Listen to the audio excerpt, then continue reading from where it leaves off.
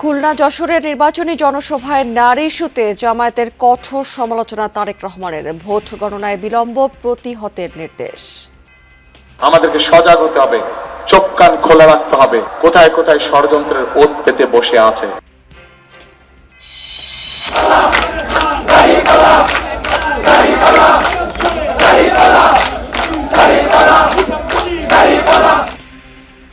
সামনাসামনি মোকাবেলা করতে না পেরে ষড়যন্ত্র করছে একটি দল, অভিযোগ জামায়াত আমিরের। বললেন নতুন ফ্যাসিবাদকে লাল কার্ড দেখাবে জনগণ।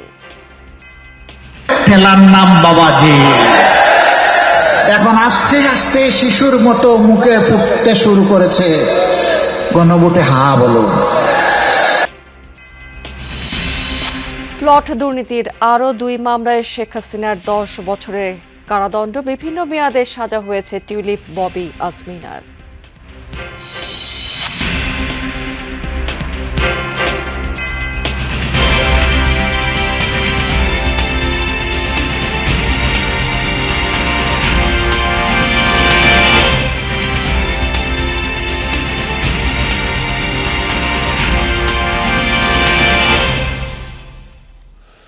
আমন্ত্রণ যমুনা নিউজে আপনাদের সবাইকে স্বাগত জানাচ্ছি। আমি রাবিয়া স্মৃতি। এতক্ষণ শিরোনাম দেখছিলেন, এবার চলে যাচ্ছি পুরো খবরে। ভোট গণনায় দেরি করলে তাৎক্ষণিকভাবে তা প্রতিহত করার নির্দেশ দিয়েছেন বিএনপি চেয়ারম্যান তারেক রহমান। কর্মজীবী নারীদের নিয়ে সামাজিক মাধ্যমে ভাইরাল একটি পক্ষের কুরুচিপূর্ণ পোস্টের সমালোচনা করেছেন তিনি। বলেছেন, নারী অবমাননাকারী গোষ্ঠী ভোট বিতর্কিত করতে চায়। নির্বাচনের আগে যারা মিথ্যাচার এবং কুরুচিপূর্ণ মন্তব্য করছে তাদের বিষয়ে নারীদের সজাগ থাকার আহ্বান জানিয়েছেন তারেক রহমান। বলেছেন, বিএনপি নারী পুরুষের সমাধিকারে বিশ্বাস করে।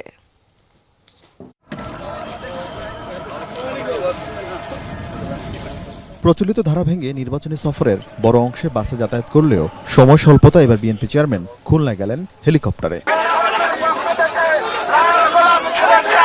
ক্লান্তিহীন ধানের শীষের সেনাপতি প্রায় 2 দশক পর হাজির হন রূপসাপাড়ের মানুষের মাঝে। খালিশপুর প্রভাতী স্কুল মাঠে খুলনা, বাগেরহাট ও সাতক্ষীরা জেলার 14টি আসনের জনসভায় বিএনপির নির্বাচনী প্রতিশ্রুতি তুলে ধরেন। ইনশাআল্লাহ বিএনপি আগামী 13 তারিখে সরকার গঠন করলে এই শিল্প নগরীকে আবার জীবিত শিল্প নগরীতে আমরা পরিণত করতে চাই। কর্মজীবী নারীদের নিয়ে সামাজিক মাধ্যমে ভাইরাল হওয়া জামায়াতের আমিরের পোস্টের সমালোচনা করেন তারেক রহমান। প্রশ্ন তোলেন, জামায়াতের নারীদের পরিচয় নিয়েও। আজ আমরা দেখেছি একটি রাজনৈতিক দলের নেতা পরিষ্কারভাবে নারীদেরকে কিভাবে অসম্মানিত করেছে, তাদেরকে খারাপ ভাষা দিয়ে অসম্মানিত করেছে। যখন এই কথা বলার পরে তীব্র সমালোচনা শুরু সমাজের প্রত্যেকটি মানুষের কাছ থেকে, তখন তারা বলছে আইডি বলে হ্যাক হয়ে গেছিল, অথচ আইডি হ্যাক হয়নি। তাদের যারা বিশেষজ্ঞদের মুখের উপরে মিথ্যা কথা বলে, এরা আর যাই হোক এরা দেশ দরদি হতে পারে না। এরা আর যাই হোক এরা কখনো মানুষের দরদি হতে পারে না। খুলনা জনসভা শেষে হেলিকপ্টার করেই যশোরের বিরামপুর স্কুল মাঠের জনসভায় অংশ নেন বিএনপি চেয়ারম্যান। করতালিয়ার স্লোগানে জিয়া পরিবারের উত্তরসূরিকে স্বাগত জানায় জনসমুদ্র। 7 জেলার 22টি আসনের বিএনপি প্রার্থীদের হাতে দলীয় প্রতীক তুলে দেন তারেক রহমান। এই নির্বাচনকে শুধু নির্বাচন দেখলে হবে না, এই নির্বাচনকে দেখতে হবে রাইট এবং রঙের দিন হিসাবে, দেশপ্রেমিক এবং দেশ বিরোধীদের দিন হিসাবে। এবং বাংলাদেশের মানুষ অতীতে কখনো ভুল করেনি, সকল সময় তারা দেশ প্রেমিকদের সমর্থন দিয়েছে। এবং তাই আমরা আল্লাহর রহমতে আত্মবিশ্বাসী, ইনশাআল্লাহ বিএনপি 12 তারিখে আপনাদের সমর্থন পাবে। নির্বাচনকে বিতর্কিত করতে একটি দল উঠে পড়ে লেগেছে বলে অভিযোগ করেন তারেক রহমান। বলেন, এদেশের মানুষ 17 বছর ভোট দিতে না পারলেও তাদের ভোট দেওয়ার অভিজ্ঞতা আছে। নতুন গল্প শুনছি যে এবার বলে ভোট গণনা করতে অনেক বেশি সময় লাগবে। যদি কেউ ভোট গণনা করতে দেরি হবে, এই উসিলা দিয়ে যদি কেউ কোনো সুযোগ নিতে চায়, প্রিয় ভাই বোনেরা, আপনাদেরকে তা প্রতিরোধ করতে হবে। পারবেন ইনশাআল্লাহ। যশোর অঞ্চলের বন্ধ চিনিকল চালু ও ফুল রপ্তানি করা সহ বিএনপির নানামুখী পরিকল্পনার কথা তুলে ধরেন তারেক রহমান। কাজে জনগণের যদি সমর্থন আমাদের যশোর থেকে পরে হেলিকপ্টারেই ঢাকায় ফিরেন বিএনপি চেয়ারম্যান। এরপর বরিশাল বিভাগীয় জনসভার মাধ্যমে বিএনপি চেয়ারম্যানের ঢাকার বাইরের নির্বাচনী প্রচার শেষ হবে। সর্বদেশ তারপরে পূর্ব থেকে শুরু মধ্যাঞ্চল উত্তরাঞ্চল ঘুরে পশ্চিমে এলেন বিএনপি চেয়ারম্যান তারেক রহমান। তার এই বিনিদ্র ছুটে চলা দিন রাতের ফারাক ভুলে মানুষের কাছে ফেরা যেন এক অনন্য অসাধারণ অনুভূতি তৈরি করছে বিএনপির নেতাকর্মীদের মনে। তাদের বিশ্বাস, শেষ পর্যন্ত মানুষ জিয়াউর রহমান, খালেদা জিয়ার হাত ধরে তারেক রহমানের উপরেই আস্থা রাখবে। তারেক বসন্তে উবে যাবে সব ষড়যন্ত্র, পাল্টে দিবে ভোটের হিসেব নিকেশ। আরিফিন শাকিল, যমুনা নিউজ, যশোর। ভোটের সুষ্ঠু পরিবেশ নিশ্চিতে যে কোনো সহিংসতা প্রতিরোধে বিশেষ গুরুত্ব দিচ্ছে ইসি। টহল এবং অবৈধ অস্ত্র উদ্ধারে তৎপরতা বাড়াতে যৌথ বাহিনীকে দেওয়া হয়েছে বিশেষ নির্দেশনা। কমিশনার আনোয়ারুল ইসলাম সরকার জানিয়েছেন যে কেউ ভোট চুরির চেষ্টা করলে বিপদে পড়বেন। আর আরেক কমিশনার আব্দুর রহমানের মাসুদ সহনশীল হওয়ার আহ্বান জানিয়েছেন রাজনৈতিক দলগুলোকে।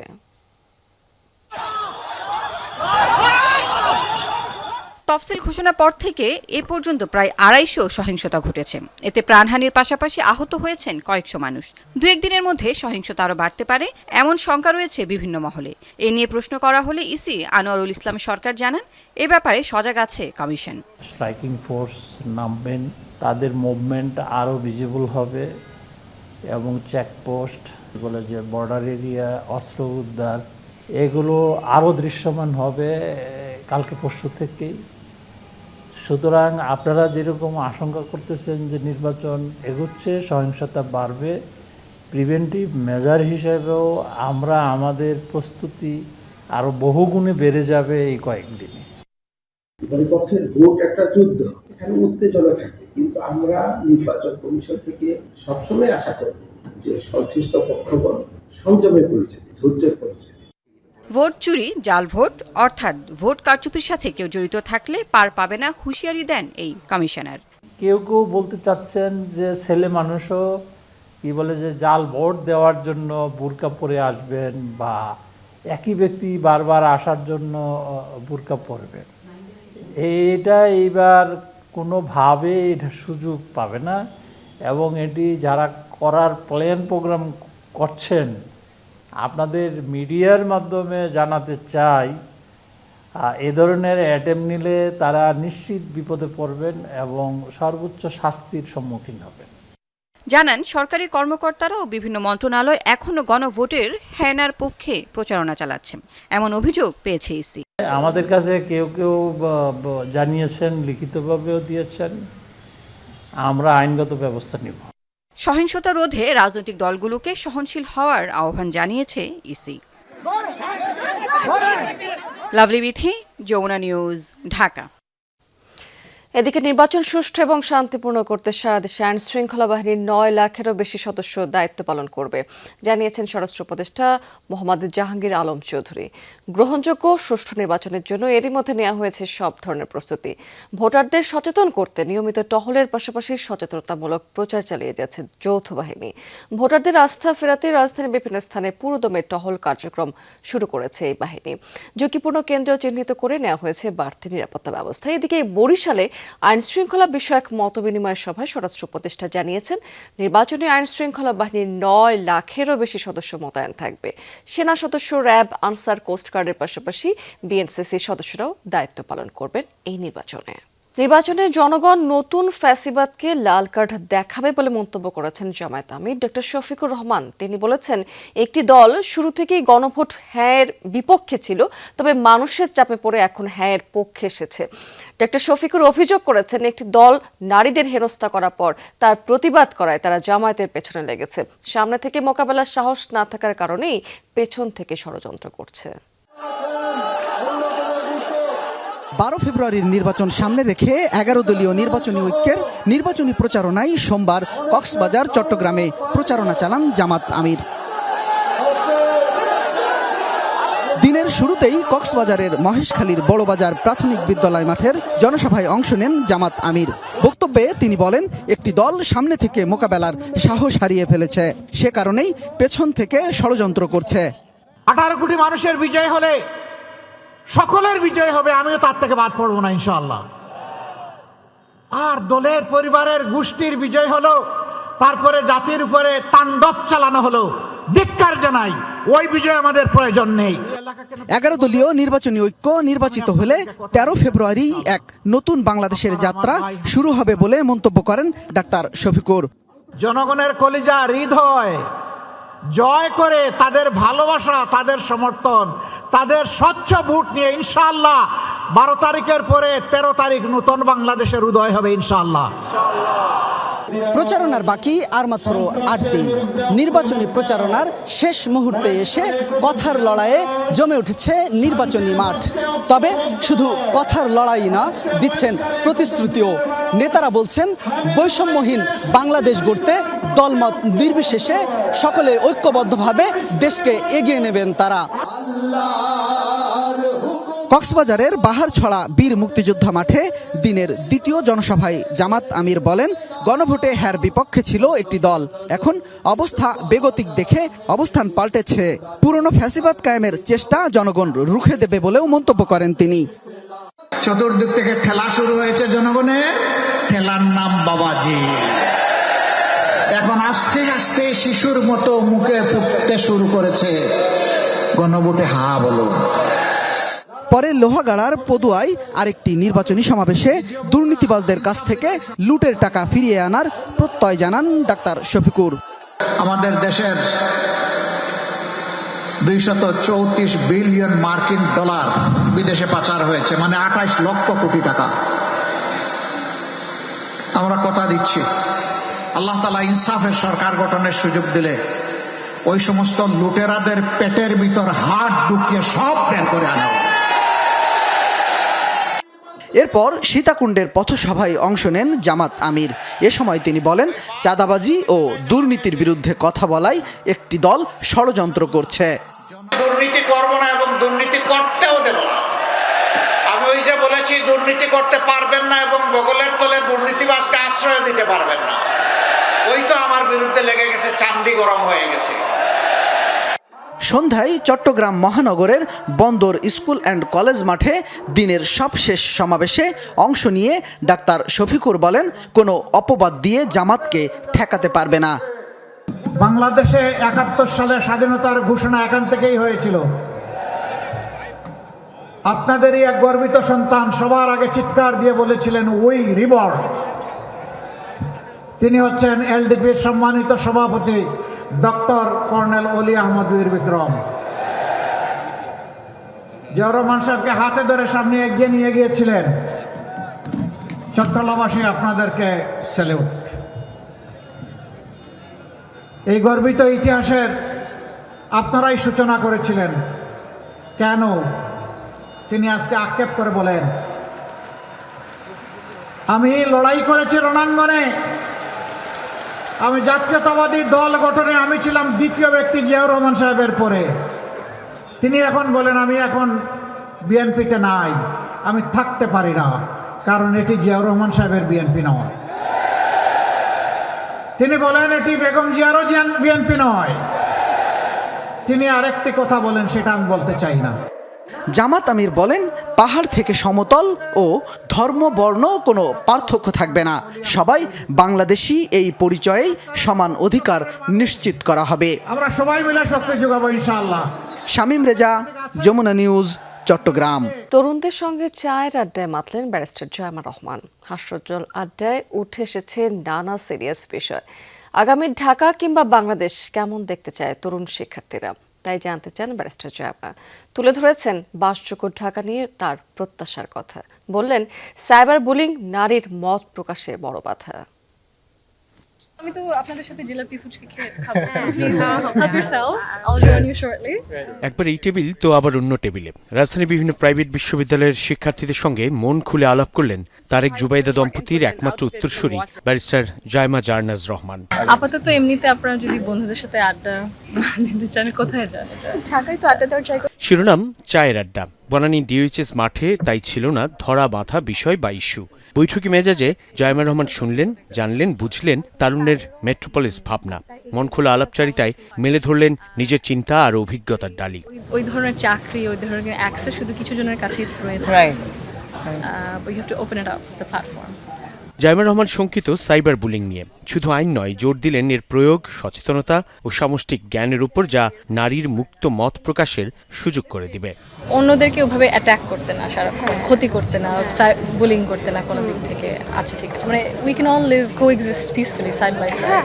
সাইবার বুলিং এর জন্য আরো মানে মহিলারা যে মানে মত প্রকাশ করবে, ভাবচিন্তা প্রকাশ করবে, ওটা করার মানে সাহস থাকে না। রিপোর্টিং এর ওরকম কোনো স্টেপ নেয়, যদি থাকে ওটার ব্যাপারে মানে মানুষদেরকে তো জানতে হবে। অথবা মনে করেন স্কুল থেকে যদি শেখানো হয় যে এটা হলে এটা করতে লাগবে। নগর পরিকল্পনা নিয়ে নিজের মতামত ও দৃষ্টিভঙ্গির কথাও জানান জাইমা।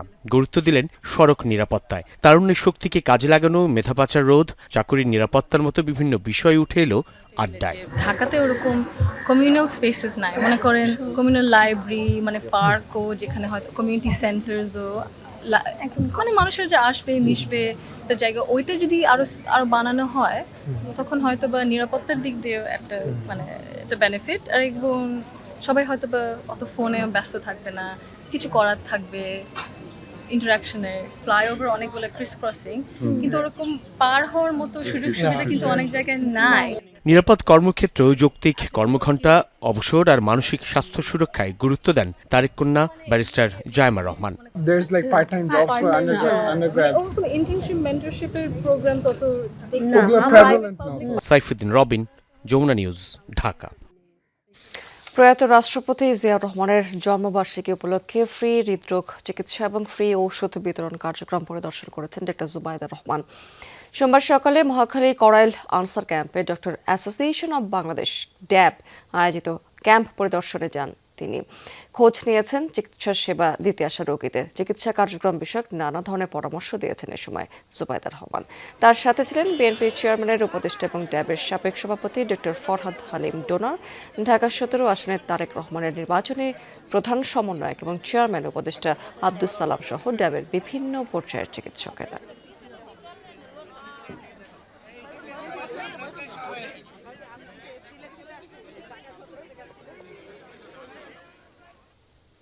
রাজুকের প্লট দুর্নীতির পৃথক 2 মামলায় সাবেক প্রধানমন্ত্রী শেখ হাসিনাকে 5 বছর করে মোট 10 বছরের কারাদণ্ড দিয়েছেন আদালত। সাবেক প্রধানমন্ত্রীর পরিবারের বিরুদ্ধে প্লট দুর্নীতির আরেক মামলার রায় দিয়েছে আদালত। শেখ হাসিনার সঙ্গে এবার তার 2 ভাগ্নিকেও দোষী সাব্যস্ত করে সাজা দেওয়া হয়েছে। যার নামে প্লট, সেই আসমিনা সিদ্দিক রূপন্তীকে দেওয়া হয়েছে 7 বছরের কারাদণ্ড। তার বোন ব্রিটিশ এমপি টিউলিপের 2 বছর করে 4 বছরের কারাদণ্ড দেওয়া হয়েছে। এই মামলায় রাদওয়ান মুজিব সিদ্দিক ববিরও 7 বছরের সাজা দেওয়া হয়েছে। এছাড়া রাজু এবং গণপূর্তের সাবেক 18 কর্মকর্তাকে 2 মামলায় 10 বছর করে কারাদণ্ড দেওয়া হয়েছে। ঢাকা 4th বিশেষ জজ আদালতের বিচারক রবিউল আলম সোমবার এই মামলার রায় ঘোষণা করেছেন। দরজায় কড়া নাড়ছে ত্রয়োদশ জাতীয় সংসদ নির্বাচন। প্রচারণায় দিন-রাত ব্যস্ত সময় কাটছে প্রার্থী এবং কর্মী সমর্থকদের। গাজীপুর 1 আসনে ধানের শীষের প্রার্থী এম মঞ্জুরুল করিম রনি এবং তার নেতা কর্মীরা চষে বেড়াচ্ছেন নিজেদের নির্বাচনী এলাকাতে। ভোটারদের বাড়ি বাড়ি গিয়ে তাদের সমস্যার কথা শুনছেন। নির্বাচিত হলে সেসব সমাধানের আশ্বাস সহ উন্নয়ন পরিকল্পনা তুলে ধরছেন এই সময় ভোট প্রার্থনা।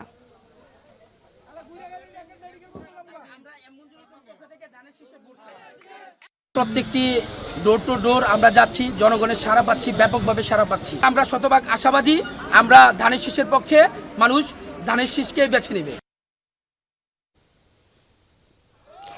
এদিকে পটুয়াখালীর 3 আসনে বিএনপি জোটের প্রার্থী এবং গণ অধিকার পরিষদের সভাপতি নুরুল হক নূরের সময়ও কাটছে গণসংযোগে। সকাল থেকে সন্ধ্যা পথসভা, উঠান বৈঠকে চেষ্টা করছেন ভোটারদের মন জয়ের। অন্যদিকে ভোটের মাঠে সরব রয়েছেন একই আসনের স্বতন্ত্র প্রার্থী হাসান মামুন। কুমিল্লায় 10 আসনে বিএনপি প্রার্থী মোবাশ্বের আলম ভূঁইয়াকে সমর্থন জানিয়েছেন আব্দুল গফুর ভূঁইয়া। সোমবার লাঙ্গলকোট উপজেলা বিএনপির কার্যালয়ে মোবাশ্বেরের পক্ষে নিজেদের সমর্থন জানিয়েছেন আব্দুল গফুর। পরে নির্বাচনে ধানের শীষকে জয়ী করতে ঐক্যবদ্ধভাবে কাজের প্রতিশ্রুতি দিয়েছেন।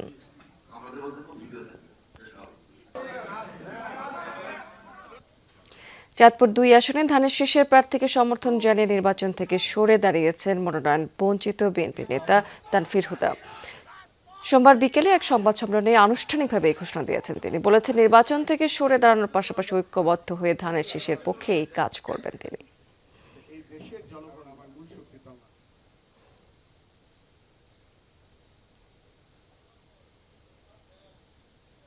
দর্শক, এই ছিল যমুনা নিউজের এখনকার এই সময়ে এতক্ষণ সঙ্গে থাকার জন্য ধন্যবাদ আপনাদের সবাইকে।